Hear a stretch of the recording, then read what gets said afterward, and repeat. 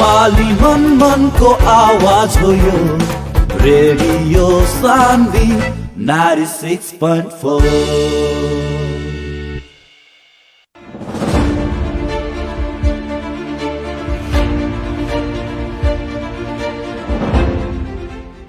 नमस्कार आ हार्दिक स्वागत बा रेडियो सान्वी 96.4 मेगाहर्ट्ज के प्रस्तुति कार्यक्रम जन आवाज में। कार्यक्रम जन आवाज के साथ उपस्थित हो चुकल बानी हम कार्यक्रम प्रस्तोता मुकलेश गदी। हर एक दिन संजिया के 7:15 बजे से 8 बजे तक प्रसारण होके वाला कार्यक्रम जन आवाज में खास करके हमनी के देश के समसामयिक राजनीतिक घटना, विकास निर्माण, शिक्षा, भ्रष्टाचार, स्वास्थ्य लगायत आम जनता के आवाज इस कार्यक्रम के मार्फत से हमनी के संबंधित निकाय तक पहुंचावे नहीं सर। उतने ना संबंधित निकाय के जनता के समस्या, जनता के आवाज संबोधन करेला हमनी के संबंधित निकाय के जवाबदेही और जिम्मेवार भी बनावे नहीं सर। कार्यक्रम जन आवाज अपने हर एक दिन संझिया के 7:15 बजे से 8 बजे तक रेडियो सान्वी 96.4 मेगाहर्ट्ज पर और साथ ही साथ रेडियो सान्वी के ऑफिशियल फेसबुक पेज से भी ये कार्यक्रम अपने लाइव सुनते आ रहल बानी। पर्व त्योहार की देखल जाए तो अभी पर्व त्योहार के साथ ही साथ राजनीतिक सरगर्मी भी दिने पर दिन बढ़ रहल बाटे। देश के हर एक पार्टी अपन पार्टी के वड़ा अधिवेशन से लेके पालिका अधिवेशन, संगठन विस्तार आ महाधिवेशन के काम में व्यस्त बा। हर एक पार्टी ही व्यस्त बा, पार्टी के नेता लोग भी व्यस्त बा, कार्यकर्ता लोग भी व्यस्त बाटे। खास करके देखल जाए तो स्थानीय तौर के चुनाव नजदीक आ रहल अवस्था के मद्देनजर करते हुए हर एक पार्टी अभी अपन अपन संगठन विस्तार, पालिका अधिवेशन, पार्टी के अधिवेशन के कार्यक्रम में लाग रहल बाटे, जेकरा खातिर पर्व त्योहार दशहरा, दिवाली आ छठ पर्व त एगो अवसर ही बन के आई बाटे। कार्यक्रम जन आवाज में आज हमनी के परसा जिला के क्षेत्र नंबर 3 के संघीय सांसद माननीय हरिनारायण रौनियार जी से आज हमनी के बहस और छलफल करें सन। सबसे पहले कार्यक्रम जन आवाज के आज के बहस में स्वागत करेंगे चाहे परसा क्षेत्र नंबर 3 के संघीय सांसद एवं जनता समाजवादी पार्टी नेपाल के केंद्रीय सदस्य माननीय हरिनारायण रौनियार जी के। माननीय जी स्वागत बा कार्यक्रम जन आवाज में। धन्यवाद। जनता समाजवादी पार्टी नेपाल परसा के क्षेत्र नंबर 3 के क्षेत्रीय कमेटी के आयोजना में आज रुआ लगन के शुभ दीपावली और छठ पर्व के अवसर पर जौन शुभकामना आदान प्रदान और चिया पान कार्यक्रम रखले रहनी लगन कैसन बीतल है? बहुत बढ़िया, बहुत भव्य उपस्थिति रहलक ह। और उपस्थिति में माननीय मुख्यमंत्री जी भी रहलन और हमारे विशेष अतिथि में 3 नंबर क्षेत्र के संपूर्ण पालिका निर्वाचित मेयर लोग, उप मेयर लोग, अन्य पार्टी संगठन के, भातृ संगठन के सारा लोग के हजारों में उपस्थिति रहलक ह। पूरा 3-4 घंटे चलल ह। ओकरा बाद में बढ़िया से भव्य रूप से पान समारोह संपन्न करके कुछ ही देर पहले हम बिरगंज घर में नहीं आ जी।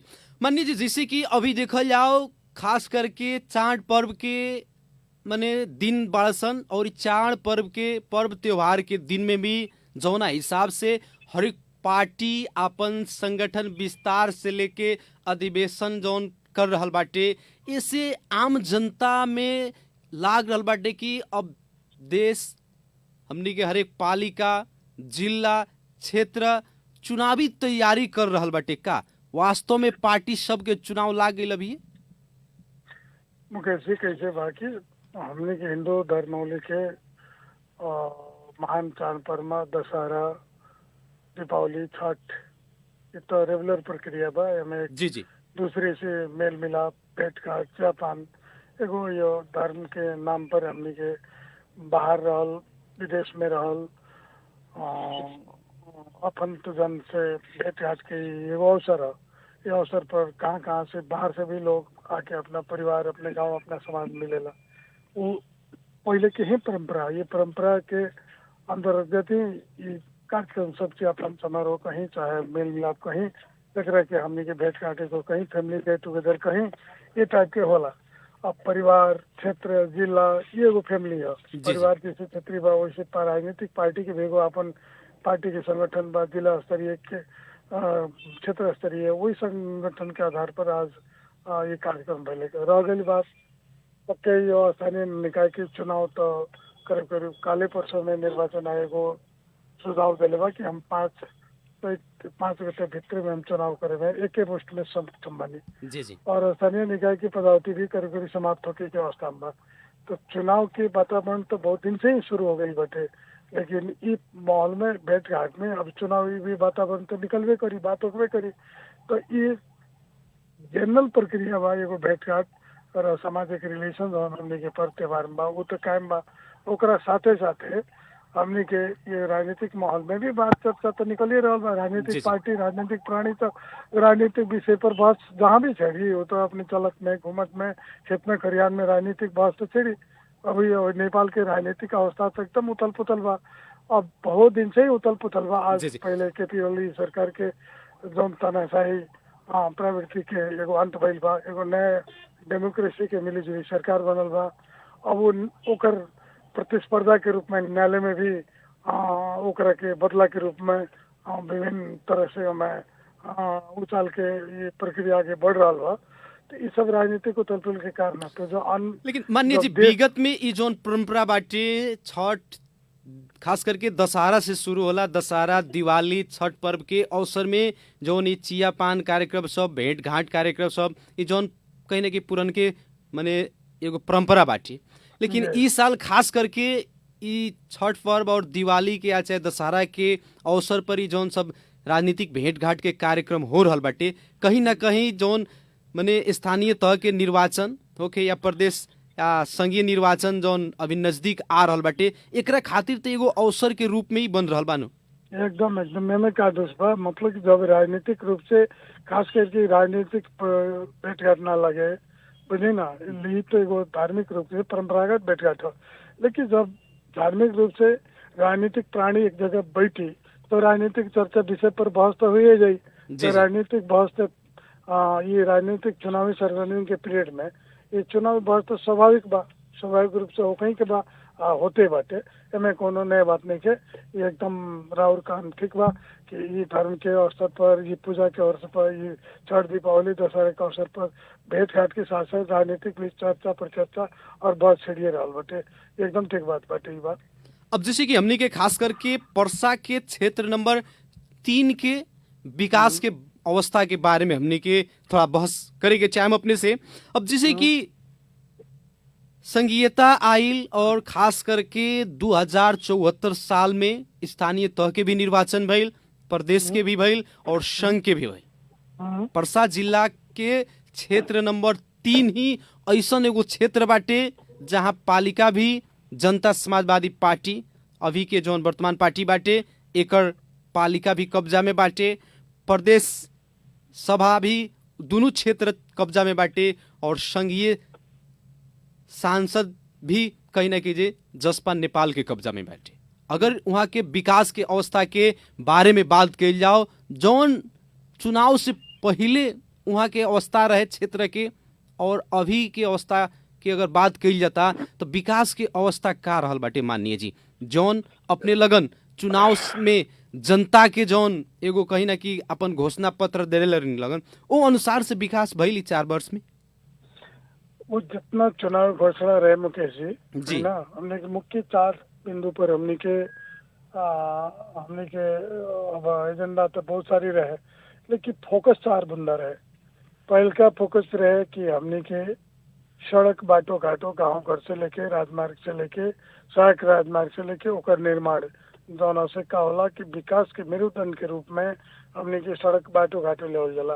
इस सड़क, बाटो घाटो के निर्माण काम में हमने के एगो ई घोषणा रहे। दोसर घोषणा रहे कि हमनी के स्वास्थ्य, क्योंकि आदमी के स्वस्थ रही तभी बाटो घाटो या पढ़ाई लिखाई में या जति हुई।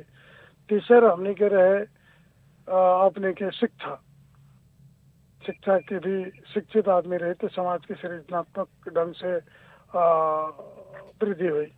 चौथा रहे हमने के उद्योग और रोजगार। ये चार बड़ा प्रोग्राम में कर रहे हमने के। ये चार बड़ा प्रोग्राम में खास करके 3 नंबर क्षेत्र के बारे में विषय छेड़नी है।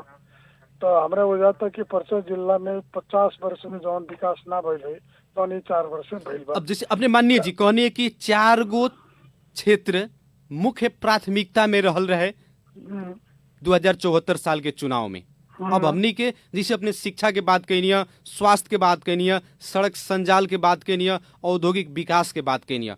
ई कार्यक्रम के मार्फत से अभी जितना भी जनता ई कार्यक्रम सुन रहल बानी वहाँ लोग के हम ई कार्यक्रम मार्फत से का दर्शाव के चाहतनी। जैसे अपने शिक्षा के बात कहनी है तो पर क्षेत्र नंबर 3 के शिक्षा के अवस्था के बारे में तनका विस्तृत रूप से आम जनता के भी बतावल जाओ। अपने के मुख्य से ये बताते नहीं कि 3 नंबर क्षेत्र कहीं नहीं बड़े 2 नंबर प्रदेश में ही शिक्षा के जम्मा डाटा के अनुसार से 9% से लेके 12% शिक्षित समाज रहे जी। लेकिन हमने के अभियान के अंतर्गत परसा जिला 2 नंबर प्रदेश और खास करके हमने के पढ़ाई लिखाई स्कूल कॉलेज स्थापना और खास करके हमने के बेटी पढ़ाओ के जो हमने के परंपरा में ना रहे ओकरा पर हमने के मेन फोकस रहे बेटी के हमने के केंगे शिक्षित बनावल जा। ओकरा खतरा हमने के एगो शिक्षा नीति में बहुत बड़ा अभियान चलनी सन कि बेटी के पढ़ावल जा। क्योंकि बेटी घर के केहू के बेटी आज की बेटी बिहान दोसर घर के बुआरी होला यानी पतो होला हमने की भाषा में। जी जी। अगर वो बुहारी दूसरा के घर में शिक्षित रूप से जाती है तो वो केहू के बेटी दूसरा घर में गला पर एक माँ के रूप लेती है। वो माँ के रूप में अगर वो शिक्षित परिवार में जाता है तो ओकर बच्चा जन्मे या ओकर परिवार ओकर हर सोच खानाई पिनाई उठाई बैठाई ओकर परिवार के सोशल रिलेशन ये सारा चीज वो में परिवर्तन हो जाए। तो ऐसे बेटी की शिक्षा बहुत जरूरी है। जो कि हमने के 2 नंबर प्रदेश में बेटी की शिक्षा दर बहुत कम रहे, बहुत कम न्यून रहे। एगो स्कूल में जाए तो वह 5 गो बेटी ना लोके। लेकिन आज के अवस्था में हमने के विभिन्न अभियान में बेटी पढ़ाई बेटी बचाई मुख्यमंत्री के जो प्रदेश नंबर 2 की योजना भइल हमने के चुनाव घोषणा में रहे। ओकरा बाद में प्लस वो से का भइल कि बेटी के केंगे लिया जाओ ओकरा के तरह विभिन्न साइकिल वितरण कंप्यूटर वितरण बेटी के जो बूढ़ा अवस्था में लोग मार देवे तिलक दाज के चलते ओकरा के इंश्योरेंस अनेक तरह से प्रोत्साहित करे वाला काम करके आज हर एक स्कूल में जाइए तो 50% से ऊपर बेटी के रुआ उपस्थिति देखे में पढ़ाई लिखाई में बा। वही में युवा वर्ग भी विद्यार्थी भी बेटा भी बा वो भी पढ़ता। पहले हमने परंपरा में बेटा प्रधान परंपरा है लेकिन आज ये टूटत जा रहा बा। ये 4-5 वर्ष के अंदर में अपने बहुत बड़ा फैंटास्टिक रूप के माने परिवर्तन शिक्षा में आयल बा। अब अपने के परसा जिले में हम याद करते हमने के जब विद्यार्थी रहने सन तब परसा जिला में एक गो पीरगंज तिरजुत कॉलेज के बाद में अगर जिला में रहते मिडिल स्कूल रानीगंज में हमारे क्षेत्र में हमारे गाँव पालिका के वार्ड नंबर 6 में रहे लेकिन 7 में रहे। लेकिन आज देखिए हर एक जगह 10+2 हमने के क्षेत्र में भी पकाव देखी पोखरिया देखी मोहन देखी अनेक जगह हमने के 10+2 हो गई बा उच्च शिक्षा हो गई बा निम्न माध्यमिक से लगाए सारा शिक्षा बा उन्हें परसाई बा। ए पर भी हमने के काफी फोकस बा। ओकर पूर्वाधार पर फूस के झोपड़ी में बच्चा पढ़े एगो बेंच ना रहे ओकर पूर्वाधार भी आज हमने के व्यवस्थित रूप से कर जा रहल बनी सन। जी माननीय जी जैसे कि शिक्षा पर बात कर रहल बानी सन पहले भी अपने कहनी कि पहले के अवस्था में तुलनात्मक रूप से अगर बात कही जाए तो विद्यार्थी के संख्या भी स्कूल में बढ़ रहा बाटे। खास करके जैसे कि पहले बहुत कम लड़की लोग के स्कूल में देखल जाए लेकिन अभी जाइल जाता कोनो भी सरकारी स्कूल में सामुदायिक विद्यालय सब में तो देखल जाता छात्रा लोग के संख्या वाते बढ़ गई बाटे। एकर वजह का हो सकता है? एकर वजह अभियान उत्साह जी लगनशीलता सरकार के हमने के जो आंदोलन से हमने के स्थापित बन सन जन मधेश के समस्या के आगाड़ी बढ़ाओ का हमने प्रतिबद्ध बने सन। ये एकर मेन कारण बा हमने के अभियान लेनी सन हमने के प्रोजेक्ट लेनी सन हमने के वो तरह से हमने के नीति लेनी सन। ये नीति के फरसा रूप बाटे ये नीति के फलस्वरूप के चलते ये अभियान हमने के चालू भइल बा और ये अभियान से हमने के ये शिक्षा के मार्फत से अगाडि बढ़ रहल बा। शिक्षा के खातिर जौन अपने लगन के नारा रहे, चुनावी नारा, वो कहीं ना कहीं ये 4 वर्ष में आम जनता के नजर में, चाहे अगर शिक्षा के अवस्था देखल जाए तो अपने लगन के चुनावी नारा जो रहे वो काम कैले बाटे, बहुत जबरदस्त रूप से कैले बा, एकदम लगनशीलता के साथ कैले बा और ये अभियान शुरू हो गई बा। देखिए, राजनीतिक कर्मी के मुकेश जी का होला, हम पटक पटक अपने के मीडिया या मन से कहनी कि एगो माननीय MP विधायक या जे भी होके ओकरे नीतिगत विकास करे के चाहिए जी। गांव के वार्ड अध्यक्ष बा ओकरे व्यक्तिगत विकास करे के चाहिए, मेयर बाटे ओकरे गांव पालिका के विकास करे के चाहिए, प्रदेश बा वो प्रदेश के स्तर पर सोचे। लेकिन संघीय शासन व्यवस्था में क्या होला कि संघीय सरकार, संघीय सांसद नीति निर्माण करेला, तो वो नीति निर्माण अगर बढ़िया ढंग से हो जाए, सिस्टम बढ़िया से हो जाए, कानून बढ़िया से हो जाए, विकास के व्यवस्थित विचार बढ़िया से हो जाए, तो सिस्टम ऑटोमेटिक डेवलप कर दी। आजकल के जौन युग बाटे, इलेक्ट्रॉनिक युग बा, ओकरा में क्या होता कि एगो सिस्टम में फिट कर दी तो जहाज प्लेन हमारा दिल्ली जाए के बाद दिल्ली के स्टेशन लगा दी, रेडियो लगा तो प्लेन दिल्ली चल जाए, 8000 फुट में उड़े के बाद तो 8000 उड़ी। वैसे ही हमने के संघीय सांसद या हमने के जो सांसद की वो करते हुए सिस्टम डेवलप कर दोगे, अगर हमने के सिस्टम डेवलप कर देनी सन तो सब कुछ हो जाए।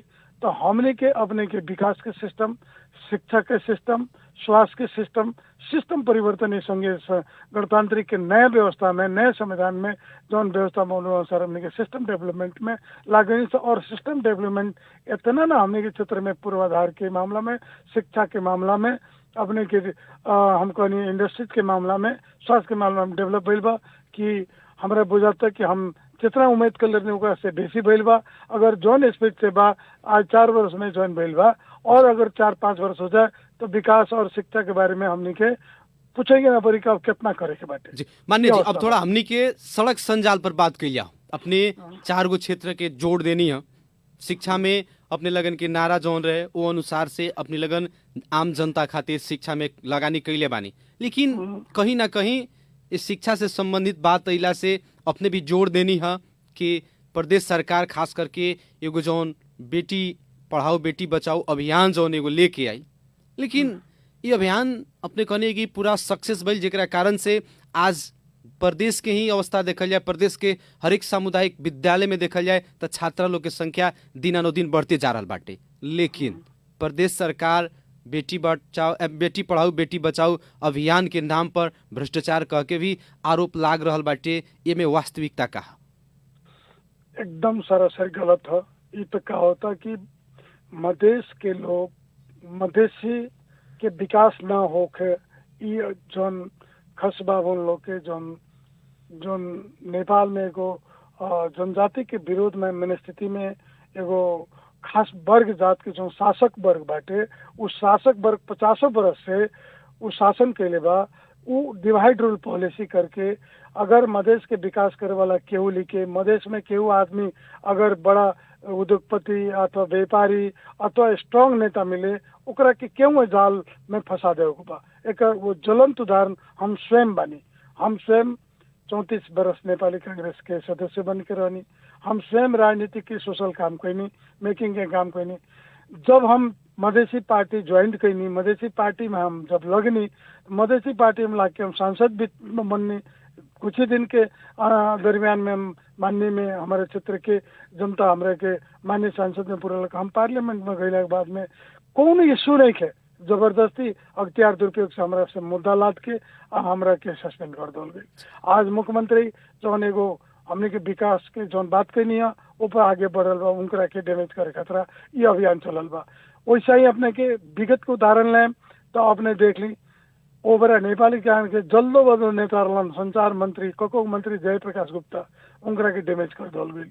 जब वो पार्टी छोड़ के मधेश के इशू उठलन दे विजय के स्थान पर मुद्दा चला दल गई, लेकिन माधव नेपाल पर मुद्दा नहीं के चलल, अपने के विष्णु पौडेल पर मुद्दा नहीं के चलल। वही जगह पर करण में जौना में एगो मंत्री के पर चलबा, लेकिन वो सरकार के कैबिनेट के प्रधानमंत्री पर नहीं के चलल। वो जगह विष्णु पौडेल के बेटा ले बाटे, जगह खरीद लेबा तो हम जगह लौटा देम, खत लेबा ले लेबा, घूस में ले लेबा, का ले लेबा, लेकिन हम लौटा दे। अब बताएं कि बैंक से डकैती करके कोनो चोर पैसा लेके भाग जाए, 2 महीने के बाद कहे कि हमारा पुलिस कार्रवाई मत करो, हम पैसा लौटा देते नहीं, तो ये कानून संगत बा?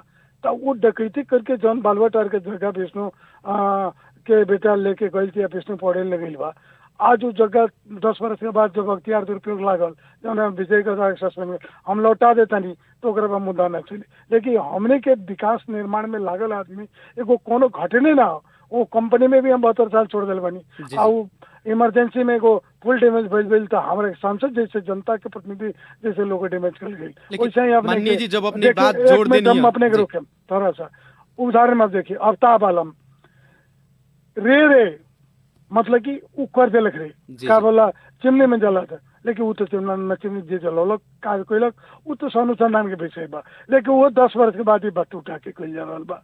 बयान उपेंद्र यादव पे भी लगावल जा सकता। अब नहीं कि संजय टकला पर कितना नाम ली, अनगिनत मधेश के जे नेता तनका ऊपर आवे की कोशिश करी, जनता के आवाज उठाई, ओकरा के दबा देवल जाई, ओकरा के कत्ल कर देवल जाई। ई कत्ल कर अब लास्ट अंतिम चरण के बाकी लाल बाबू का दे मधेश के बहुत बड़ा वक्ता हो गई बड़े, मधेसी दल के बहुत बड़ा नेता हो गई बड़े, और मधेश के इशू पर ज्यादा करते रहे, इंगरा के डैमेज कल जोरी बा। बाकी 7 प्रदेश में 6 प्रदेश में जितना भ्रष्टाचार बा, सबसे बड़ा भ्रष्टाचार तो 5 नंबर प्रदेश में भइल बाटे, केपी ओली के, ईश्वर पोखरियल के ए लोग के, लेकिन वहाँ तो कोनो छानबीन नहीं के। जो लुम्बिनी प्रदेश के बात करी तो 6 नंबर प्रदेश के बात करी, कर्णाली प्रदेश के बात करी, 1 नंबर प्रदेश में राय के बात करी। भ्रष्टाचार तो वो भइल बा कि अपने के 50% से बेसी राज्य कोष के पैसे लूट के कैले। एगो 1 नंबर प्रदेश के सरासर प्रदेश नंबर 2 के ही बदनाम कइल जा रहल बाटे। बस बदनाम कोई अपने के हम उदाहरण देते नहीं, एगो प्रदेश नंबर 1 के मुख्यमंत्री के काठमांडू में के दिन आवे खतर 2.5 लाख रुपया महीना के क्वार्टर ले बाटे। अब ने कुछ दिन पहले न्यूज में पढ़ लो है ना जी, उनकर बियाह शादी कैले हुआ तो हेलीकॉप्टर से ससुराली कैले हुआ, कैले हुआ हेलीकॉप्टर से सरकारी पैसा में। तो ऐसे जो एगो केपी ओली प्रधानमंत्री महिला पर वो दिन के लाख रुपए के खाली पानी पियत हुआ सरकारी पैसा से। अब ये पानी एक बोतल के दाम इतने चुके, एगो बोतल 200 ग्राम बा, ओकर 10,000-12,000 रुपया ओकर एगो पानी के बोतल के दाम। तो ऐसे भ्रष्टाचारी से डूबल लोग, ई खास शासक वर्ग मधेश के विकास करे वाले लोग के जब भी पैर खींच के ओकरा के मुद्दा में ओकरा के कमजोर कर दी, ताकि मधेश की जनता कमजोर हो जाए। ना रही बांस न बांसी बजरी, न लीडर के रही न विकास हुई, बस ये बात बा जी। यानी कि अपने के का नाम जे मधेश के प्रगति, मधेश के विकास के खातिर, मधेश कैसे आगाड़ी हुई, मधेश कैसे और प्रदेश से संपन्न हुई, मधेश के जनता कैसे यहाँ के शिक्षा, स्वास्थ्य, कृषि, रोजगारी लगायत के अवस्था जौन बाटे वो कैसे सुधार हुई, ओ प्रति जे सोचता, जे आगे बढ़ता, ओकरा के दबाव के प्रयास हो रहल बाटे। दबावे ने ओकरा कत्ल कर दिया, मुद्दा लगा के ओकरा के जेल पठा के। ऐसा बहुत पहले से परंपरा बा। खास करके एगो पहाड़ी शासक वर्ग जो खसबावन के बस बा, वो जौन 100 से 50 वर्ष राज के लिए बा, वही पालो पालो वो लोग के घुमा के राज्य करी और मधेश पर आंदोलन करे, अपने के मधेश के बात पर करे, अपने के जब एक बात इस हुई तो लॉलीपॉप खिलाई और ओकरा बाद में मधेश के नेता के डैमेज कर दी। जी माननीय जी, थोड़ा हमनी के सड़क संजाल के बात कही जाओ। अपनी के क्षेत्र के सड़क संजाल के विकास के अवस्था का रहल बाटे, आम जनता के बतावल जाओ। देखिए हम काहे कि हर एक विकास के पूर्वाधार सड़क संजाल ही होला जी, और हम अपने के विकास और उद्योग दोनों साथे कहते हैं। अपने स्वास्थ्य शिक्षा के बारे में तो पूछ लेनी जी जी, स्वास्थ्य के बारे में भी अपने खास अभी न पूछनी है, लेकिन हम 4 बात बतौले नहीं है। अपने की सड़क के संजाल के बारे में देख लें तो सड़क की संजाल जब हम माननीय जितनी उससे पहले एक ही को माननीय कांग्रेस के अपने हम नाम न की ले, लेकिन सबके वो जानता, क्योंकि लोग कहला कि शैतान के नाम लेला से दिन भर समय बर्बाद हो जाते हैं, सांझ के शैतान के नाम लेला से रात भर समय बर्बाद हो जाए है ना। हम वो शैतान के नाम नहीं की ले साथ, लेकिन जनता से चुनाव जीत के 3 इलेक्शन वो आदमी अंगुरी पर गिने वाला विकास ना किया। डेमोक्रेसी के बात करते नहीं। जब हमने के बहुदल व्यवस्था भई लगातार वो आदमी 3 वर्ष 3 इलेक्शन चुनाव जीतल, एगो गैप कैलक, ओकरा बाद में लेकिन वो आदमी कुछ विकास ना कभी। ये को गिने वाला हमरा पर हम दावा दिखा दो कि हम कौन रोड बाटो घाटे बना देनी, योजना बनौल। लेकिन हम जब निर्वाचन जितने हमरा जितला के 4 वर्ष भइल, हमरा पर मुद्दा भी कुल कल गई, हमरा के फसाल पे फिर भी हमारे एगो संसदीय पूर्वाधार खर्च होला तो हमने की कर पाओ, बाकी समूचा विकास हमारे हो रहा बा। वो अंतर्गत हम अपने बताओ के चाहते नहीं कि हमरा नेतृत्व में जौन चुतान 3 नंबर के भइल तो 2 प्रदेश सभा क जितनी सन, हमने के 3 गो पालिका जितनी सन 5 गो मध्य में, और ये 2 गो उपमेयर जितनी सन। ये इतना जितला के बाद में हम अपने के हम संघीय सरकार के अपन बजट के बारे कह रहा बानी, प्रदेश की बात कह रहा बानी कि अपने के आज देख ली तो परसौनी भट्टा से लेके अपने के आई तो गरदौल तकले पी सड़क हो गई, वहां से निकली तो गरदौल से लेके अपने के सिर्फ पुरपच गाँव तकले पीछ हो गई, थोड़ा सा बाकी बा रामनगरी होते हुए। और रामनगरी में कुछ काम अभी बना भर लगा, थप अभी हम करवाते नहीं, काम हो रहा बा, बिहान परसों पे चल जाए।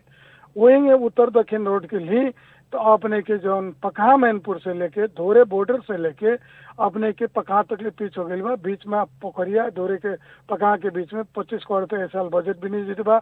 उससे ऊपर जाई तो अपने के परसौनी भट्टा से लेके परसौनी भट्टा न परसौनी बहुवरी के में अपने गंडक नहर से लेके अभी हम तुरंत पिच के काम करवा रहा बनी परसौनी गाँव में और यहाँ परसौनी में। ओकरा बाद वहाँ से निकली तो नीचटा से लेके सुगोली पेटरवा तक पिच और ढलाई हो गई। ओकरा बाद अपने आई तो मनिहारवा गांव में भक्कर 5 दिन गाड़ी हम करोड़ों के लगानी में पिच करवानिया रामनगरी करवानिया।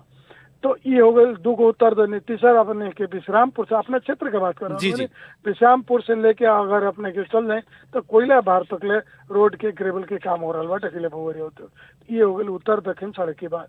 पूर्व पश्चिम में जाए तो पोखरिया सड़क तो पहले देखी रहे, लेकिन पोखरिया सड़क हुला की सड़क जो निर्माण भइल वो आपने के 3-4 वर्ष के अंदर में थोड़ी तकलीफ अपने आधा घंटा 45 मिनट जाते, पहले 4 घंटा में जाती है सर। एगो ही बात हुई। वही अब गंडक नहर पर हमने कमेंट क्लियर नहीं कि जैसे भी गंडक नहर के हमने के पीरगंज से लेके और जानकी टोला पिच बनाम से वो काम हो रहा बा। यही महेंद्र पथ के काम बाकी रहे जो भिसवा तक ले जोड़े के रहे वो काम हो रहा बा। अपने की पोखरिया से लेके भिसवा जोड़े वाला बा वो काम हो रहा बा। यानी हम मिला जुला कहें कि उत्तर दक्षिण पूर्व पश्चिम में हमारे क्षेत्र में अब कहीं भी पैदल पाकी और गोड़ में लगे अवस्था अथवा गाड़ी के चक्का में नहीं की अवस्था रहे, लेकिन इनकम्प्लीट प्रोजेक्ट बारसन काम हो रहा बा और 1-2 वर्ष के अंदर में पूरा ही नेटवर्क हो गई। अगर ये के हिसाब कर अगर उत्तरी पड़ जाए सकुआ परसौनी से तो अपने सकुआ परसौनी के अपने का और से लेके गतवर हमारा संसदीय कोर्ट से 1 करोड़ के काम होके और थरवट के जौन मतोल बा वहाँ 1 नंबर वार्ड तक ले पूरा पिच हो गई और बलुआ से लेके देवरबाना तक ले जहाँ के करबोला कंजला पिच हो गई। यानी सड़क संजाल में हम परसा जिला में हमारा दवा बाकी सबसे ज्यादा हमारे 3 नंबर क्षेत्र में सड़क संजाल के डेवलपमेंट बिल इस संघीय हमारा प्रयास है। वही हमारे पालिका जितना जीतल बा गली गली में ढलाई रोड, गली गली में अपने के रोड माने करीब 75% हमारे जो निर्वाचित पालिका में अपने के रोड के ढलान और नाला के काम संपन्न हो गई बटे। और सामुदायिक जौन भी सोशल काम बाटे अपने के घर घर में गरीब के गैस बाटे के, औषधि बाटे के, सुतकेरी महिला के ऊपर के, किसान के घी बाटे के, पौष्टिक आहार बाटे के, अपने के एकदम मतलब कि कम्बल बाटे के, साड़ी पर त्योहार में बाँचे के, मतलब कि जितने गरीब की जिंदगी उठाओ के बा उकेंगे उठो कर फ्री इलाज कराओ के, आका ऑपरेशन कराओ के, ये सारा चीज है वो घर के जोन गार्जियन को अपना बाल बच्चा के उठावे के जोन प्रगति होला, ये सारा चीज हमने के पालिका में एकदम स्पीडली काम भइल बा और हो भी रहा बाटे। जोन चूल्हा फूक के आँख आना हो जाई, जो पुआरा से पगार से खाना बनाते लोग आज एगो मुसर दलित के घर में भी देखे हम तो कोई तरह के चूल्हा पर बटावता। ये हमने के पालिका के देना ढलाई से लेके विकास सकले ओकर पारिवारिक चीज से सारा चीज बना के रखले बाटे। ये सब तो फिर ये सब चीज के अपने के यानी कि सड़क संजाल के जौना ढंग से क्षेत्र में विकास होके के चाहिए, अपने के क्षेत्र में जौन भी पालिका बाटे गांव सब बाड़े जौन गांव सब के कनेक्शन एक दूसरे पालिका से होके के चाहिए उस सड़क संजाल के मार्फत से भइल बाटे अपने के क्षेत्र में। यस मतलब एकदम मिल बा। जी जी पर्सा जिला के सभी क्षेत्र से हम कहते नहीं हमारे क्षेत्र में ज्यादा सड़क संचालन मिल बा। ये हम दवा हम कोनो भाषण नहीं की करत, हम कोनो झूठ वादा नहीं की, ये सब हम अपने के योजना गिन के दिखा देनी है। ये आम जनता को रुआ ये पॉपुलर चैनल के मार्फत से एकदम लाखों जनता सुनत हुई। ये देखे वाला चीज बा, ये कोनो बोल के झूठ के कोई झुकिया वाला पीस नहीं के। जी वही अपने के सड़क संचालन में के नतीजा है कि अपने के हम दूसरी बात कहनी है और सड़क के नतीजा है हमने के चुनाव घोषणा करने से कि हमने के औद्योगिक क्षेत्र पर ध्यान देम सन।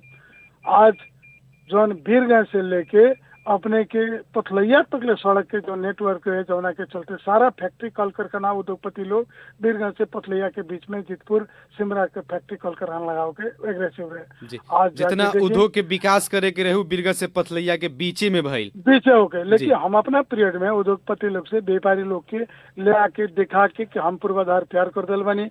अब बिजली के पोखरिया पावर स्टेशन भारी हो गई, ओकरा बाद में बिजली की कमी नहीं के, रोड नेटवर्क की कमी नहीं के, आईसीपी और ड्राई पोर्ट नजदीक बा, अपने संग ट्रांसपोर्ट ही कम हुई कन्विंस करके आज हमारे क्षेत्र में 50 अरब से ज्यादा के लगानी में 6-7 को बड़ा बड़ा फैक्ट्री लग रहा बा। एगो तो उल्लास चालू हो गई, ओकरा बाद में जूस फैक्ट्री लग रहा बा, एगो बियर फैक्ट्री लग रहा बा, ओकरा बाद में अपने के चौधरी ग्रुप के बहुत बड़ा अपने के 2 नंबर प्रदेश में ही सबसे बड़ा इंडस्ट्री लग रहा बा। वैसे विभिन्न कल कारखाना अपने के लोग यहाँ से बीरगंज से तिलाव पार से कहीं बिंदवासनी से लेके रुआ लखनपुर मनमारवा तक ले उलाकी और पोखरिया रोड में कहीं जमीन नहीं मिलत, इतना जोड़ा उद्योग दरता होके होने लगे बा।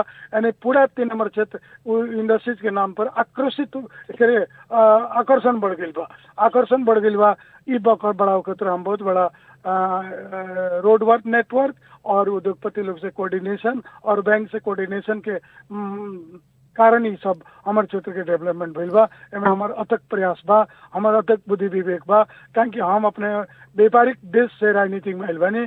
ऐसे व्यापारी के मर्म और व्यापारी की सुविधा और व्यापारी की लगानी केंगे होला हमारा खुद एगो एक्सपीरियंस बा और हम नॉलेज बा, ये आधार पर हम संगत बा। इस सब के कारण हमारे क्षेत्र में उद्योग यानी कि जैसे कि मान्य जी पहले बीरगंज से पथलैया के बीच में जो औद्योगिक व्यापारी जो लोग रहे उद्योगपति लोग जे आकर्षण वो लोग के ई रोड में रहे, बीरगंज पथलैया सड़क खंड में रहे, एनएस उद्योग धंधा के विकास करे लोग। अब उ का हो गई बाटे कि हुलाकी राजमार्ग और पदम रोड के विकास और स्तर उन्नति के कारण से अब परसा के क्षेत्र नंबर 3 औद्योगिक व्यापारी लोग के खातिर उद्योगपति लोग के अब कहीं ना कहीं आकर्षण के केंद्र बन गई बा, जेकर फल स्वरूप हुलास के फैक्ट्री सब भी देखल जाए तो बिंदवासनी गाँव पालिका में लागल बाटे, वैसा ही जूस फैक्ट्री भी बन रहा बाटे।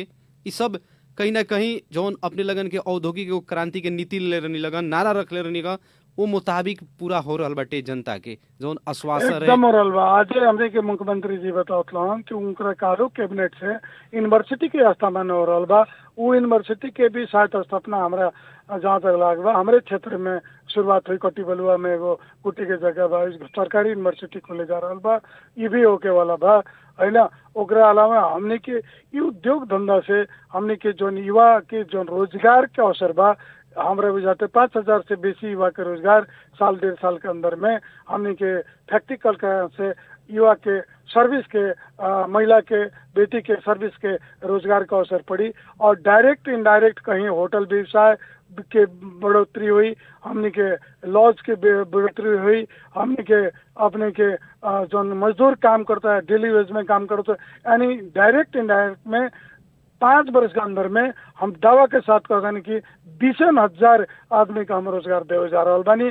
और हम आज चैनल के मार्फत से कहे चाहते नहीं कि पर्सा जिला के पर्सा 3 नंबर क्षेत्र बाटे एकदम उद्योग धंधा खतरा उपयुक्त क्षेत्र बा, सुरक्षित क्षेत्र बा, जहाँ कोनो भी हड़ताल आंदोलन करे वाला लोग नहीं के, वहाँ के जनता एकदम विकास के चाहना बा, विकास चाहता, इंडस्ट्री चाहता, उद्योग चाहता, रोजगार चाहता। ओकरा खतरा जगह जमीन भी अपन सस्ता रेट में उद्योग लगेबा तो तारा के इतना रेट में दे देम, ना लगेबा तो इतना रेट में देम। और सस्ता रेट में जगह देता, उद्योग लोग के फूलमाला लगा के स्वागत करता। हम स्वयं स्वागत करते नहीं कि हमारे क्षेत्रीय उद्योग का हमने की नहीं कि सिमरा में जाए तो हरदम फैक्ट्री हड़ताल, वहाँ के माओवादी तो कम्युनिस्ट तो कांग्रेस लोग के, ट्रेड यूनियन लोग के झंडा फहराते रहता, फैक्ट्री पर उद्योगपति लोग के फैक्ट्री लगा के भी हाथ पर कपार लेके बैठल बालो। लेकिन ऐसा हमने के 3 नंबर छतरा में पोखरिया से लेके बिंदवासनी के बीच में कहीं भी अवस्था नहीं है। और कहीं भी अगर कोई व्यापारी के तकलीफ बा, अगर कोई दुख देता तो हम ओकरे खतरा लड़ाई लड़े के तैयार बनी। लेकिन हम उद्योगपति लोग से अनुरोध करें और रेडियो से भी कि आई लगानी करी ओकरा करवा, हर फैसिलिटी हर सुविधा दे खतरा। एज ए संघीय सांसद के हैसियत से, एज ए जनता समाज पार्टी के नेता के हैसियत से हम अपने के कोऑपरेट करे के तैयार बनी, यह आश्वासन देते नहीं। यानी कि पर्सा के क्षेत्र नंबर 3 औद्योगिक विकास के नगरी बनी।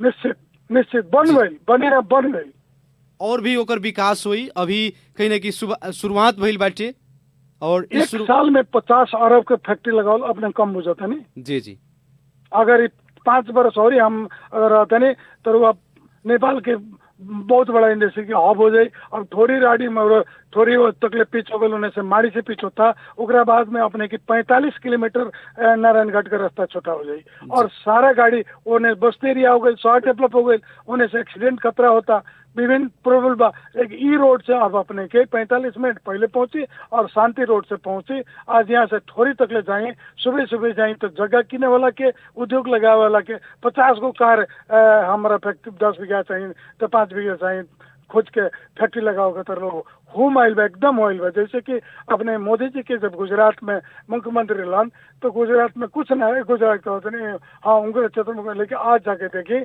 मोदी जी के उस जगह के स्वर्ग बना दिलन। टाटा से लेके बड़का फैक्ट्री करना लग गई वहाँ, उस चीज के हो गई। आज होएंगे हम मोदी तो नहीं बन सकते, मोदी तो ना है, लेकिन हम अपना क्षेत्र के 4 गो सेक्टर में अपने की कहानी है कि सड़क संजाल हम जोड़ लेनी, इनकम्प्लीट बात थोड़ा कंप्लीट हम करें कुछ दिन के अंदर में होएंगे। इंडस्ट्री क्षेत्र के हम डेवलपमेंट करके इंडस्ट्री कराएं, राजस्व उठाएं, पालिका के राजस्व उठी, उससे पालिका के राजस्व से उठला से भी विकास हुई।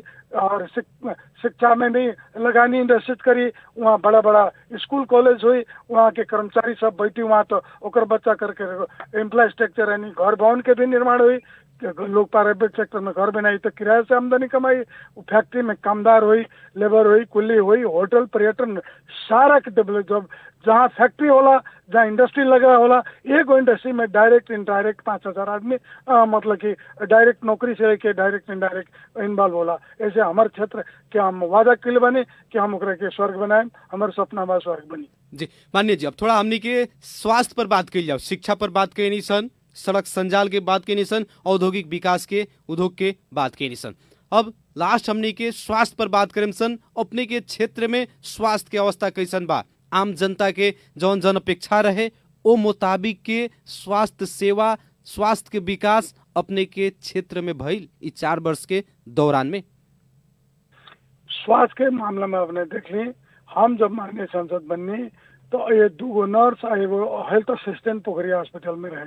बहुत बड़ा बिल्डिंग बनल। आज 5 करोड़ रुपया प्रदेश सरकार के सहयोग से वहाँ मिलल बा। आज वहाँ सारा कोविड-19 के इक्विपमेंट रखल बा। आज वहाँ एगो पहले एम्बुलेंस रहे, हम संघीय सरकार से एगो एम्बुलेंस देनी, 2 गो प्रदेश सरकार से एगो 100 वाहन और एगो अपने के बीरगंज में नारायण हॉस्पिटल उप क्षेत्रीय 100 वाहन लिखे, लेकिन परसा जिला के पोखरिया में 100 वाहन एम्बुलेंस बा, एकदम अति आधुनिक एम्बुलेंस बा। महुवन में हम सको परसोनी में एम्बुलेंस हम दिले बानी के मिलल बा हमारे प्रदेश सरकार से, संघीय सरकार से पकहा में एम्बुलेंस दिले बानी। पकहा से लेके हर एक जगह अपने के 6 गो गत वर्ष के हमने के जो प्रधानमंत्री उपेंद्र यादव जी स्वास्थ्य मंत्री, तो वो बरा के पीरियड में स्वास्थ्य मंत्रालय से हम 8 गो 9 गो हेल्थ पोस्ट बनौनी। ओकरा बाद में अपने के हर एक पालिका में हमने के स्वास्थ्य मंत्रालय से वर्षा के 3 मात्र नहीं, कम से कम 25 बेड का हॉस्पिटल बढ़ाओ के संघीय सरकार नीति अंतर्गत बनल ओवर हमने की नीति बनौने सन। आज हर एक जगह 8 करोड़ 10 करोड़ के संघीय सरकार के बजट पालिका में दिल बा और पालिका हॉस्पिटल बना जा रहा बा। ऐसे स्वास्थ्य के सेक्टर में भी उल्लेखनीय सहयोग भइल बा, उल्लेखनीय प्रगति भइल बा। अपने के उत्तरी बेल्ट में हमारे चल जाए तो अपने के देखी अपने के खजुरिया में देखी, अपने के निचुटा के हॉस्पिटल देखी, अपने जाके विश्रामपुर के हॉस्पिटल देखी, अपने पकहा के देखी, पोखरिया के देखी, माने हरेक जगह एक रूम में एगो कर्मचारी हाथ लग आज वहाँ के इंफ्रास्ट्रक्चर देखी, वहाँ के डेवलपमेंट देखी, इतना बड़ा भी। एक बावजूद भी एगो स्वास्थ्य सेक्टर से जुड़ल जाओ। हमने के परसा जिला में नगर पालिका में जिला भर में यहाँ से करीब 65 किलोमीटर दूर रहे, कच्ची बाटो रहे, आगलगी हो गए तो पूरा गांव जड़ जा। लेकिन हमने के फायर ब्रिगेड यानी आगलगी में आगे बुता वाला गाड़ी कोई साधारण में समय ना रहे। लेकिन हम पोखरिया में और सकुआ परसौनी गाँव पालिका में दो हमारे क्षेत्र में फायर ब्रिगेड के हमने के प्रयास से आए। एगो बकरी 2-3 महीना अगाडि फायर ब्रिगेड हमने के सकुआ परसौनी के महुवन में रखल बा, एगो पोखरिया में रखल बा। अब वीरगंज हमने के लेके वीरगंज के कौन आगजनी की घटना होता था लेके बताओ तनी सा काल हमने के वीरगंज के आधारित रहने सा। इतना मतलब कि 24 घंटा हमने के अपन जनता के स्वास्थ्य, जनता के सुरक्षा, जनता के बाटो घाटो, जनता के आर्थिक स्थिति के उठी। एक बावजूद भी हमने के पालिका के हमारा निर्देशन में फ्री सीड यानी कोनो भी चीज के बिया में एकदम फ्री बिया था या 25% दाम लेके लिया था कि अति आधुनिक खेतियों के धान के मनी, गेहूं के मनी ज्यादा से ज्यादा बढ़े, ओकरा के ओकर जीवन स्तर उठे। एक बावजूद भी हम कृषि से अभी हम हरेक जगह मंच पे ये जनता कहते नहीं कि अब व्यवसायिक खेती कर जाओ। अपने के केरा खेती भइल, पपीता खेती भइल, आदि की खेती भइल, हल्दी की खेती भइल। इससे हमने के ज्यादा आर्थिक स्रोत मिले, आर्थिक आमदनी। धनिया की खेती जो न हमने के मौसम में अनुकूल बटे, हमने के मौसम में ही काम हो सकता। हमने अब संतला के सेव तो हमने है ना ओकरा तरफ ठंडा चाहिए, पहाड़ी चाहिए। लेकिन जौन हमने के भूमि हो सकता एक के जनता के किसान के आर्थिक स्रोत बढ़ गए, अति आधुनिक खेती की व्यवस्था करी। अभी हमने के खसी पालन में हम जोड़ दिल बनी, मुर्गा पालन में जोड़ दिल बनी, फिश में जोड़ दिल बनी, मछली पालन में जोड़ दिल बनी, ताकि लोग के फिश बेच के, मछली बेच के आमदनी भी बढ़े। और ओकर जब तक पौष्टिक आहार भी खाए को ओकरे बानी होके पहले एगो करे तरकारी या नून भात खा के लोग 40 वर्ष 50 वर्ष की उम्र में ही अच्छा जवान आदमी मर जाए, पौष्टिक आहार बिना बिरामी होकर मर जाए। लेकिन आज वो फार्मिंग से 200 से 250 रुपये किलो में मुर्गा का मांस मिलता, 200 रुपये किलो में अपने के 250 किलो में अपने के वो मिलता, क्या बोला, मछली मिलता, मुर्गा पालन से अंडा मिलता। ये सारा चीज हेल्थ प्रति हमने के रुआ इंडस्ट्री लगवला के चलते, फीड इंडस्ट्री लगवला के चलते, अपने के पशुपालन में भैंसी गाय के दूध के उत्पादन के चलते जितना देखिए डेयरी 2-3 हमने के क्षेत्र में व्यवस्था हमने के उद्योगपति लोग कर रहा बा। हमने के सहयोग में इस सब सेक्टर में 24 घंटा हम कार्यरत बनी। और बाद में आज जहाँ चाहिए जितना दूध चाहिए दही चाहिए हमारा क्षेत्र। माननीय जी, अपने इतना विकास के बात बता रहा बानी, वास्तव में जौन अपने शिक्षा, स्वास्थ्य, कृषि, सड़क संजाल, औद्योगिक विकास के बात करल बनी, लेकिन कुछ लोग के अभी भी का नाम बाटे, कुछ लोग कह रहल बाटे कि विकास ही नहीं खे भाई। उ लोग के का कहे के चाहे? देखिए, आलोचक जब भी आलोचना करेला, आलोचक के काम आलोचना करे के लोग का कहेला आलोचन रहे। अपने के उदाहरण देनी कि सीता माता, सीता मैया के रावण हरण करके ले गई, लेकिन रावण भी कोई छत्री रहे, अपन धर्म के ना गौलक हरण करके चले गए, लेकिन सुरक्षित रख ले रहे, कौनों के संग अभद्र व्यवहार ना कर रहे। अंत में रावण की मृत्यु भइल, सीता के वापसी भइल। सीता को वापसी कैले के बाद में हमने के जौन इतिहास पढ़ले बनी से, चाहे जौन हमने के रामायण देखत नहीं से टेलीविजन से, सीता माई इतना दिरली रावण कहा तो का चोको आ गई, वो भी एगो कह दिलक। अंत में सीता राम कहलन कि नहीं कर परीक्षा तोरा देव पड़ी।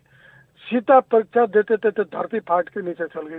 तो वो कार्य के आलोचक रहे एगो इतिहास आलोचना बनौले बा कि आलोचक के कामे आलोचना करेंगे, लेकिन आलोचना से ना अपने के घबराए की चाहिए, ना आलोचना से अपना उद्देश्य से विचलित होकर के चाहिए। ये हमारा सामान्य सिद्धांत। आलोचक के काम आलोचक, प्रजातंत्र की भी एगो सिद्धांत, प्रजातंत्र के भी एगो करे देना, डेमोक्रेसी के देना कि डेमोक्रेसी में स्वस्थ प्रतिपक्ष और स्वस्थ विरोध होके चाहिए। ये प्रजातंत्र के हमने के पॉलिटिकल साइंस के विद्यार्थी हैं सर, राजनीति शायद पढ़ले बनी सर, वो करे आलोचक करी तो काम करे वाला आदमी के और सुधार करे के मौका मिली और क्लियर होकर काम करेगा आगाड़ी बढ़ी। ऐसे कि वो आलोचना करला तो ओकरा काम बुरा ना मानी, लेकिन आलोचना झूठ करे, गलत करे तो ओकरा काम पटा कहे नहीं। लेकिन आलोचना संरचनात्मक और सही आलोचना करके दीक्षा देवे तो ओकरा के हम स्वागत करेनी। ऐसे रुआ कहनी है कि कुछ लोग कुछ ना, अरे बाबा कुछ ना मिल तो कहाँ से हो गई, और वो अपने कहते नहीं, अपने कहे वाला छती पर राखी कि एगो गांव में कोई डालर लको कि डलाइर लको कि अस्पताल लको कि हॉस्पिटल लको। यही जन हमने के चर्चे एगो चीनी मिल के ट्रैक्टर पर बैठ के हमने ऊँख के ट्रैक्टर पर लोग बीरगंज से पोखरिया आई जाई। आज देखिए नाइट बस चलता करे भिसवा पर्सा जिला के बीरगंज से बेसी नाइट खुला था। 10 गो पंद्रह ठोरी से 50 गो अपने के टाटा सुमो चलता, बस चलता अपने के भिसवा पोखरिया पकहा इस सब जगह से नाइट बस नेपाल का हरेक कोना में जाके मिलता। अपने के विराटनगर, पोखरा, काठमांडू चल रहा बाटे। ये सब का डेवलपमेंट ना लगे जी। ई लेकिन कोनो भाषण ई जे कहता कि विकास नहीं के भइल ओकरा खातिर बड़का प्रमाण चुनाव बाटे। नहीं के हम जोन हो गइल बा ओकरे के रुआ के डाटा देतनी। जी जी माननीय जी, अब जोन जैसे हो गइल बा कि जो सबके देखता जी हम कहत नहीं कि इस सबके भोगता देखता करता वो चीज रुआ के डाटा देनी है। जी, अब जैसे कि खास तौर पर बात कही जाए तो अभी कुछ लोग ऐसन बा जे संघीयता के विरोधी बाटे। उ लोग का कह रहल बाटे कि संघीयता अइला से देश में भ्रष्टाचार बढ़ गई, संघीयता खारिज होके के चाही, ऐसन किस्म के भी केहू केहू के आवाज आ रहल बाटे। एकरा प्रति अपने के का प्रतिक्रिया बा? देखिए वो का कहला कि अपने के कालू ये देश के पैसा 50 गो ऊपर काठमांडू में रहे वाला बड़का बड़का लोग खा जाए तो केहू न जाने। तो ये जब संहिता आयल तो डिसेंट्रलाइज भइल, पावर डिसेंट्रलाइज, बजट डिसेंट्रलाइज। काल एक एक गो बड़का भैया खा के पूरा देश के खा जा। आज हमने के 7 को भाई 7 प्रदेश भइल बा तो उ तो कम से कम अंशमंडा के रूप में 7 प्रदेश में अगर 20 अरब आवता ठीक बा। सबसे अवहेलना कल 2 नंबर प्रदेश में ओकरा के 18 अरब आवता। लेकिन अंशता होता इस संहिता के देना नो हक देना नो जरूर बाप अकेले खात लख आ 7 बेटा अंश ले लो तो अब जितना संपत्ति में हर एक साल बंटवारा तो होता। पर्सा जिला से 65% राजस्व उठ के जाता, 2 नंबर प्रदेश से पूरे नेपाल चलता। लेकिन पर्सा 2 नंबर प्रदेश के बजट कितना मिलता? 65% जाता। अपने के कुल बजट नेपाल के आर्थिक स्रोत में 65% GDP में के देन बाटे अपने के 2 नंबर प्रदेश के। लेकिन पर्सा जिला के अपने के मिलत कितना बाटे? पर्सा जिला ना 2 नंबर प्रदेश में सिर्फ कुल बजट के 2% मात्र मिलता। कितना अन्याय बा। लेकिन ठीक बा और जगह भी पहाड़ में भी जनजाति गरीबी बा वहाँ भी जा रहा बोकरे के तो कुछ नहीं के। लेकिन संघीयता न अब जाई, हजारों के बलिदानी और संघीयता उपेंद्र यादव और ये मधेसी आंदोलन से स्थापित चीज है। इस संघीयता मधेश का आंदोलन का स्थापना कई चीज है जो ना आज साथ पूरे देश में लगल बा। अब संघीयता के मजा लोग चिक ले बा, अब सवाद ले बा। अब केहू 2-4 को फटा के कहले से कुछ संघीयता के बारे में केहू कहे वाला तो कहो कोई भारत इतना दिन देश आजाद हो गए फिर भी वहाँ प्रांत के स्टेट के जात की लड़ाई बा बाकी ना बा। जी जी 1947 में जो देश आजाद भइल आज 60-70 वर्ष भइला के बाद भी वहाँ संघीयता के और स्टेट के बारे में कहीं कहीं विरोध बा बाकी ना बा। जी तो अभी हमने के तो बकर कितना दिन भइल जुमा अपने के 4 वर्ष ना भइल। तो ये आलोचना से कुछ ना हुई, जनता बुझ लगल बा और संघीयता को क्यों नहीं के मिटा सका। ये देश में और संघीयता के संख्या और डिवाइड करके 7 से 10 प्रदेश हो जाए लेकिन घटी ना संहिता हो रही ना। और कालो एगो गाँव पालिका में अपने के 10 लाख बजट ना होते रहे, आज एगो में 20 करोड़ पैसा आ रहा बा। कहीं ना कहीं संघीयता के दिन बाटे। जी जी इस संघीयता के दिन आज हर आदमी बोले का अधिकार बा, हर कर्मचारी स्वतंत्र रहता, हर नागरिक स्वतंत्र चलता। अनेक डेवलपमेंट के घंटों वैसे बात करनी है जितना विषय पर हुआ का फोकस जलवानी सब हम बात करनी है 4 क्वेश्चन ये सब संघीयता के देना। जी माननीय जी, कार्यक्रम जन आवाज के अंत में भी हमनी के आ चुकल बानी सन। खास करके अपने के ऊपर राजनीतिक जाल जेल होते हुए भी अपने अपना क्षेत्र के जनता के खातिर इतना विकास मने अपना से जितना सकनी जनता के विकास के काम में लगनी, ये कैसे संभव भाई? लगनशीलता, हिम्मत, साहस। ओली सरकार, कम्युनिस्ट सरकार ये चाहत रहे कि हमरा के कमजोर कर दे के। अनेक बार हमरा के प्रलोभन में, पैसा के प्रलोभन, पद के प्रलोभन है ना, अपने के मुद्दा के प्रलोभन, मुद्दा लगा के मुद्दा पर जो हमने के कोई सिनेमा देखे नहीं सन कि एगो असहाय गरीब ईमानदार कि घर में कोनो को जमींदार के ओकरा बहू बेटी पर नजर चढ़ जाला तो ओकरा मालिक के किडनैप कर लेला, ओकरा पति के मुद्दा लगा देला, लेकिन वो अपन चाहना पूरे के चाहेला। आज हमारा संगे मधेश के हम रूप में एगो सीनियर और उद्योग व्यापार से हम स्थापित और राष्ट्रीय लेवल के एगो हम लोग रहनी, राष्ट्रीय लेवल के कंपनी के एगो मालिक रहनी, उ छोड़ के अपने समाज खतरा हमनी कि हमार समाज बहुत पिछड़ल बा, हम अपन पेट मात्र कितना पाले हम अपन पाल लेनी, अब हमारे अपने समाज खतरा करे के चाहिए। हमार संपत्ति लेके हम मुड़ी पर नहीं जा सकत, हमार संपत्ति के क्यों न करी, हमारे से बहुत हजारों हजार लोग संपत्तिदार बटे, लेकिन हमरा जनता के हम कुछ कर दें तो हम आजीवन अमर हो जाए। हमारे के जनता जहाँ भी हमारे के ये क्षेत्र खतरा, ये देश खतरा, ये प्रदेश खतरा, अगर हम कुछ कर लेनी तो हमारा उम्मीद बा कि वो लोग के आत्मा में हम बसे, हम मर जाम तभी भी हमारे विचार ना मरी, हमारे सिद्धांत ना मरी। महात्मा गांधी मर गए लेकिन उनको सिद्धांत के भारत में ना दुनिया में ये प्रतिपालन हो रहा बा। जी माननीय जी, इतना व्यवस्था के बावजूद विचार लेके हम आगे बढ़े के चाहते नहीं, सिद्धांत और विचार लेके हम आगे बढ़ेगा। महात्मा गांधी या हम नेहरू नहीं की बने की चाहत, लेकिन प्रिंसिपल सिद्धांत जो महात्मा गांधी के रहे कि हम देश खतरा कुछ करी, नेपाल की गणेश मान के देश खतरा कुछ करी, ऐसा नहीं योद्धा लोग देश में बीपी कोयराला के रहे कि हम कुछ करें, तो वो देश का आज बहुत लोग प्रधानमंत्री बन गए। यही पीरियड में बहुदल में 50 आदमी प्रधानमंत्री 2-2-3 दिन में चेंज होता है, ले वो लोग तो नाम नहीं के, लेकिन गणेश मान बीपी कोयराला क्या तो आज लोग नहीं के विश्वास। भारत में बहुत प्रधानमंत्री बोले, महात्मा गांधी के, नेहरू के, लाल बहादुर शास्त्री के, भगत सिंह के, सुभाष कितने के विश्वास। तो इस सब का बोले तो हम सुभाष अपने की इतना बड़ा हम नहीं बने के चाह, लेकिन हम अपन पूरे जाल, अपन परिवार, अपन संपत्ति छोड़ के समाज खतरा में कि मधेश के लोग के हमरा क्यों उठाओ को बा और उठी, बस हमारी जिंदगी की अंतिम कमाई ये हुई। यानी माननीय हरिनारायण रौनियार जी के अभी के जो बाकी समय बाटे, बाकी जीवन बाटे, समाज विकास, समाज के उत्थान में लगा देले बानी, एकदम लगा दिल में और लगा के रहे जी। चलिए बहुत बहुत धन्यवाद बाटे, इतना व्यस्तता के बावजूद कार्यक्रम जन आवाज के खातिर अपने समय देनी। जाते जाते रेडियो सानवी 96.4 मेगाहर्ट्ज के मार्फत से आम जनता के का कहे के चाहे?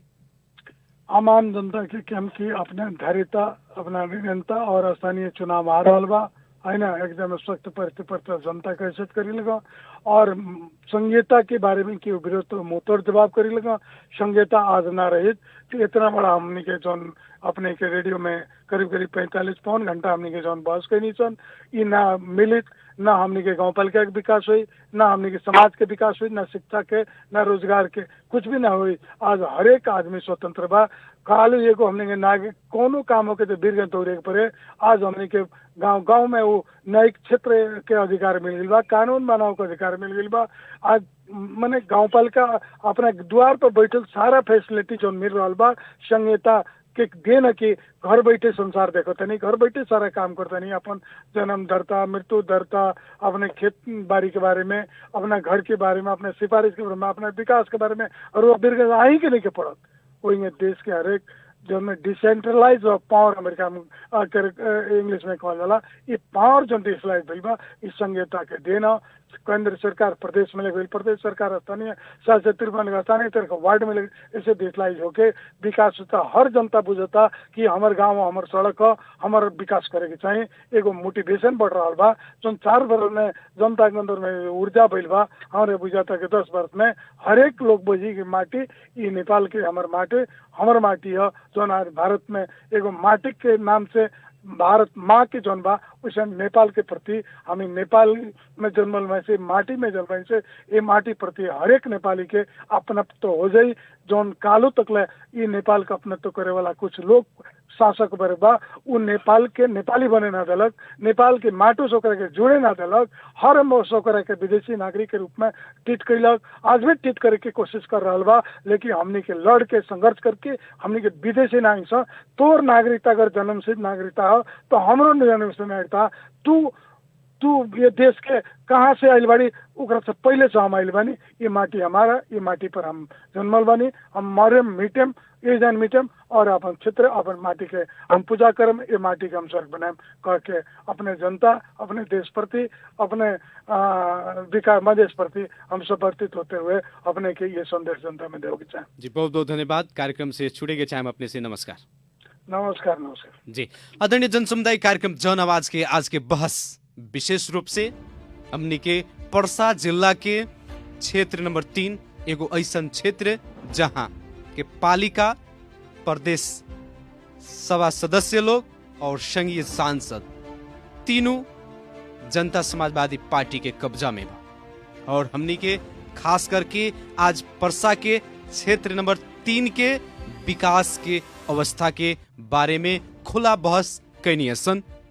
पर्सा क्षेत्र नंबर 3 के संघीय सांसद माननीय हरिनारायण रौनियार जी से कार्यक्रम सुन के साथ देनी एक अपने संपूर्ण के बहुत बहुत धन्यवाद। विशेष धन्यवाद प्राविधिक मित्र कृष्ण यादव जी के भी देत। कार्यक्रम जन आवाज के आज के बहस से हम कार्यक्रम प्रस्तोता मुकलेश गदी आज के खातिर विदा चाहत बने। प्रणाम।